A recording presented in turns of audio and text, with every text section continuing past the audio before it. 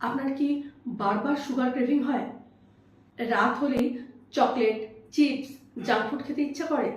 Dieting শুরু করেন কিন্তু ক্রেভিংয়ের চোটে সেটা আর মেনটেন করা সম্ভব হয় না? তাহলে কিন্তু আপনার উইল পাওয়ার যে উইক সেটা কিন্তু নয়, হতে পারে আপনার হরমোনস এই ক্রেভিংয়ের জন্য দায়ী। ক্রেভিং মানে যে শুধু খাবারের প্রতি লোভ এটা কিন্তু নয়।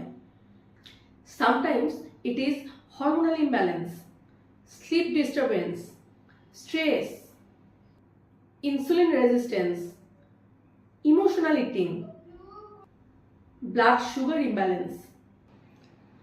আমার আজকের ভিডিওতে আমি এক্সপ্লেন করব ক্রেভিং কেন হয়, কোন হরমোন ক্রেভিংকে কন্ট্রোল করে, স্ট্রেস আর ক্রেভিং এর connection, sleep deprivation and sugar craving, emotional eating ব্যাপারটাকে এক্সপ্লেন করব।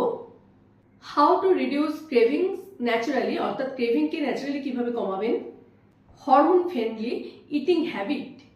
আজকের ভিডিও অবশ্যই শেষ অবধি দেখবেন, কারণ ভিডিও শেষে আমি একটা সিম্পল ক্রেভিং কন্ট্রোল রুটিন দেবো, যেটা সাস্টেনেবল ফ্যাট লসের জন্য এক্সট্রিমলি ইম্পর্টেন্ট। নমস্কার, আমি ডাক্তার সুমিতা বিশ্বাস। আমার এই চ্যানেলে আমি হরমোন, মেটাবলিজম এবং ন্যাচারাল ওয়েট লস নিয়ে সহজ ভাষায় আপনাদের গাইড করি। ক্রেভিং মানে কিন্তু শুধু হাঙ্গার নয়। Hunger is physical, but craving বেশিরভাগ সময় ইমোশনাল প্লাস হরমোনাল হয়ে থাকে। এক্সাম্পল, হঠাৎ করে চকলেট খেতে ইচ্ছা করছে, বা সল্টি ফুডের ক্রেভিং হচ্ছে, বা ধরুন ডিনারের পরে সুগারের ক্রেভিং হচ্ছে। এগুলো কিন্তু অনেক সময় এই সিগন্যাল দেয় যে ব্লাড সুগার লেভেল আনস্টেবল আছে, স্লিপ ডিস্টার্ব আছে, স্ট্রেস হাই আছে, ডোপামিন লো। এখন সবচেয়ে important part, insulin blood sugar লেভেলকে কন্ট্রোল করে। যখন আপনি বেশি সুগার বা রিফাইন্ড কার্ব অথবা সুগারি ড্রিঙ্ক খান, তখন ব্লাড সুগার লেভেল র্যাপিডলি উঠে যাচ্ছে, ইনসুলিন সিক্রেশন হচ্ছে বেশি পরিমাণে, এবং এই ইনসুলিন তাড়াতাড়ি ওই সুগারটাকে সেলের মধ্যে ঢোকাতে হেল্প করছে। ফলে কি হচ্ছে, ব্লাড সুগার লেভেলটা আবার তাড়াতাড়ি ড্রপ করে যাচ্ছে। ব্লাড সুগার লেভেলটা যেই ড্রপ করছে, আবার আপনার ক্রেভিং হচ্ছে সুইট, জাঙ্ক ফুড, চা বিস্কিটস এগুলোর। Next, cortisol. কর্টিজল হলো স্ট্রেস হরমোন।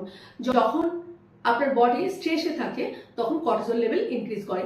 কর্টিজল তখন বডিকে এই সিগন্যাল দেয় যে আমার তাড়াতাড়ি এনার্জি দরকার, তখন আপনার ক্রেভিংও ইনক্রিজ হচ্ছে। স্পেশালি চকলেটস, নোনতা খাবার, কমফর্ট ফুডস, মানে যে খাবারটা খেলে আপনার ভালো লাগে সেই ধরনের খাবারে। এই কারণেই লক্ষ্য করবেন যে স্ট্রেসফুল যে দিনগুলো যায় সেখানে ক্রেভিং কিন্তু বেশি থাকে। Next, grayling hormone. গ্রেলিং হচ্ছে হাঙ্গার হরমোন। এটা বডিকে সিগন্যাল দেয় যে আমার পেট এখনো ভরেনি, আরও খেতে হবে। কম ঘুম হলে এই গ্রেলিং হরমোন বেশি রিলিজ হয়, মানে হাঙ্গার সিগন্যাল ইনক্রিজ করছে। সেজন্য একটু খেয়াল করবেন যে যে রাতে স্লিপ ডিপ্রাইভেশন হচ্ছে, পরদিন কিন্তু ক্রেভিং বাড়ছে, খিদে বেশি পাচ্ছে, আবার সেদিন মোর স্ন্যাকিং হয়ে যাচ্ছে। Next, leptin hormone. লেপটিন হলো ফুলনেস হরমোন, মানে এ বডিকে এই সিগন্যাল দেয় যে আই এম ফুল, মানে আমার পেট ভরে গেছে। Food, poor sleep plus processed food leptin হরমোনকে ডিস্টার্ব করতে পারে। ফলে ওভার ইটিং, কনস্ট্যান্ট স্ন্যাকিং এগুলো হতে পারে। এবারে বলবো যে 30-এর পরে কেন মেয়েদের মধ্যে এই ক্রেভিংটা একটু ইনক্রিজ হয়ে যায়। 30-এর পরে মেয়েদের মধ্যে স্ট্রেসটা একটু বেশি থাকে, সেটা বাড়িতে বাচ্চা, সংসার, বা বাইরে অফিস ওয়ার্কলোড, এগুলোর নানা কারণে। স্ট্রেসের জন্য স্লিপটাও কিন্তু একটু ডিপ্রাইভ থাকে 30-এর পরে মেয়েদের। 30-এর পরে মেয়েদের মধ্যে হরমোনাল চেঞ্জেসগুলো একটু বেশি হয়, সে বিয়ের পরে বাচ্চা নেওয়া এই ধরনের কারণের জন্য হতে পারে। এর সঙ্গে আমরা ইনসুলিন রেজিস্ট্যান্সও দেখতে পাই, সেটা এই সব কারণের জন্য হতে পারে। 30-এর পরে মেয়েদের মধ্যে stress, sleep deprivation, hormonal changes, insulin resistance এগুলো একটু বেশি দেখা যায়, কারণ 30-এর পরে বিয়ে, বাচ্চা বা অফিস ওয়ার্কলোড ইত্যাদি নানা কারণে। আবার পেরিমেনোপজাল অর্থাৎ মেনোপজের আগেও মেয়েদের মধ্যে অনেক কিছু এই stress, sleep deprivation, hormonal changes এগুলো কিন্তু একটু বেশি দেখা যায়। এগুলোর ফলে ক্রেভিংও কিন্তু বেড়ে যায়। অনেক মেয়েরাই কিন্তু এটা এক্সপিরিয়েন্স করেছেন যে যে পিরিয়ডসের আগে কিন্তু সুইট ক্রেভিং একটু বেড়ে যায়, কারণ হরমোনাল ফ্ল্যাকচুয়েশন সেরোটোনিন এবং ডোপামিনকে অ্যাফেক্ট করতে পারে।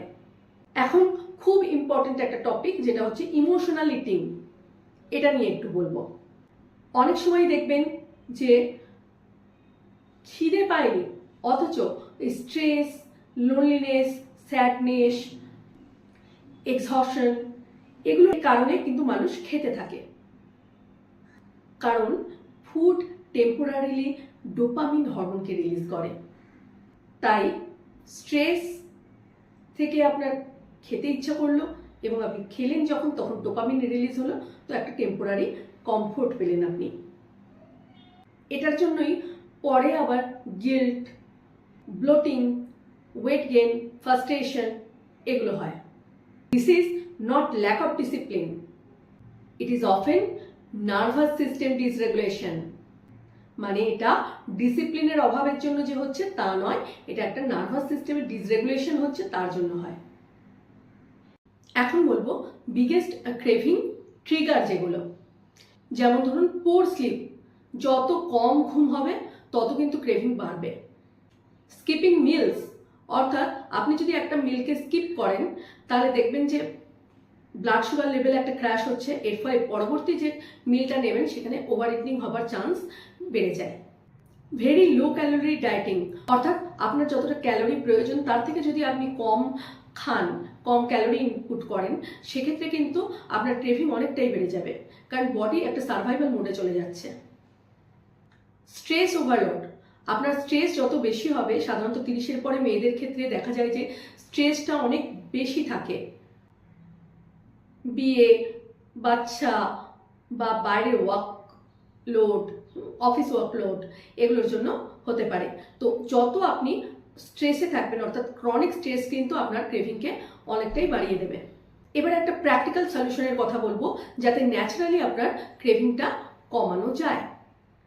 প্রোটিন ইনটেক, চেষ্টা করুন যে প্রত্যেকবারের খাবারে একটা পোর্শন যেন প্রোটিন হয়। একজন প্রাপ্তবয়স্ক মানুষের সাধারণত যতটা বডি ওয়েট ইন কেজি ততটাই গ্রামে প্রোটিন দরকার। অর্থাৎ আপনার ওয়েট যদি 60 কেজি হয়, তো একটা গড় 60 থেকে 70 গ্রাম প্রোটিন আপনার প্রত্যেকদিন দরকার। এটাকে আপনি 3টে মেজর মিলে ভাগ করে নিন এবং প্রত্যেক মিলে একটা পোর্শন প্রোটিন রাখুন। এতে দেখবেন যে আপনার ফুলনেস, অর্থাৎ আপনার পেট বেশিক্ষণ ভরা থাকবে, ক্রেভিং কম হবে, ব্লাড সুগারের একটা স্টেবিলিটি থাকবে। প্রোটিনের মধ্যে ননভেজে ডিম, মাছ, মাংস, ভেজের মধ্যে ডাল, মাশরুম, পনির, দই এগুলো নিতে পারেন প্রোটিন সোর্স হিসেবে। ব্যালেন্সড মিল নিন। প্রত্যেক বারের মেজর মিলে একটা পোর্শন ফাইবার, একটা পোর্শন প্রোটিন এবং একটা পোর্শন কার্বোহাইড্রেট থাকে, এবং একটু হেলদি ফ্যাটও অবশ্যই থাকে। নেক্সট, স্লিপ প্রপারলি, অর্থাৎ 7 থেকে 8 ঘন্টার একটা কোয়ালিটি স্লিপ প্রত্যেকদিন রাতে নিন।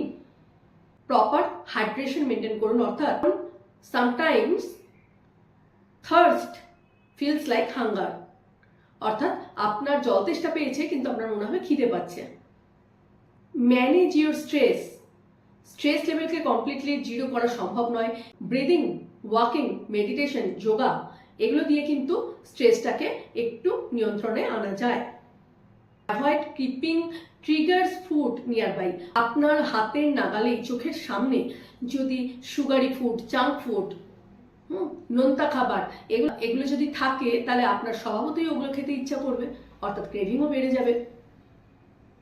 তাই চেষ্টা করুন এগুলোকে চোখের সামনে না রাখার বা বাড়িতেই না রাখার, কারণ এনভায়রনমেন্টটাও একটা ম্যাটার করে। Strength training, muscle improves insulin sensitivity, অর্থাৎ better insulin equal to lower craving. এবারে কিছু হেলদি ক্রেভিং সোয়াপসের কথা বলবো, অর্থাৎ আপনি মিল্ক চকলেটকে ডার্ক চকলেট দিয়ে রিপ্লেস করতে পারেন, কোল্ড ড্রিঙ্কসের বদলে লেমন ওয়াটার নিতে পারেন, চিপসের বদলে রোস্টেড মাখানা খেতে পারেন, পেস্ট্রিসের বদলে আপনি ফল প্লাস দই খেতে পারেন। এই ছোট ছোট চেঞ্জগুলো কিন্তু সাস্টেনেবল রেজাল্ট দিতে অনেকটাই হেল্প করতে পারে। এখন বলবো এই হরমোন আর ক্রেভিংকে ব্যালেন্স করার কি কি বেনিফিট আপনি পেতে পারেন।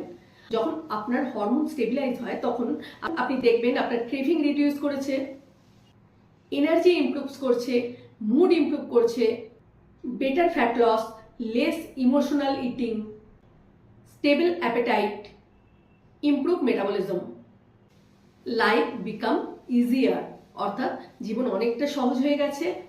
You stop fighting your body. একটা ইম্পর্টেন্ট সত্যি হলো you don't need perfect eating, you need constant balanced habit. Occasional treat normal, মানে মাঝে মাঝে আপনি মাসে 1-2 বার এরকমভাবে খেয়ে ফেললেন, হ্যাঁ, ফাস্ট ফুড খেলেন, জাঙ্ক ফুড খেলেন, তো এটা নর্মাল।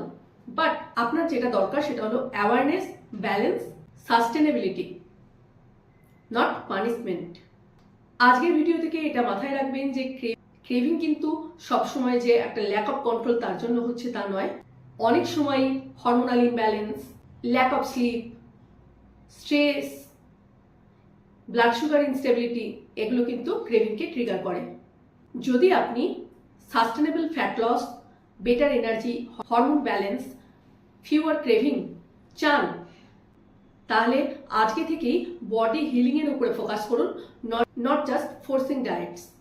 আর যদি একটা personalised hormone friendly diet routine চান তবে ডিএম করুন রিসেট লিখে, আমি আপনাকে হেল্প করব।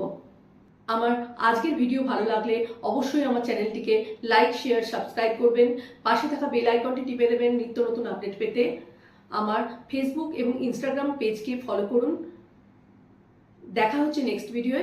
ভালো থাকুন, সুস্থ থাকুন, নমস্কার।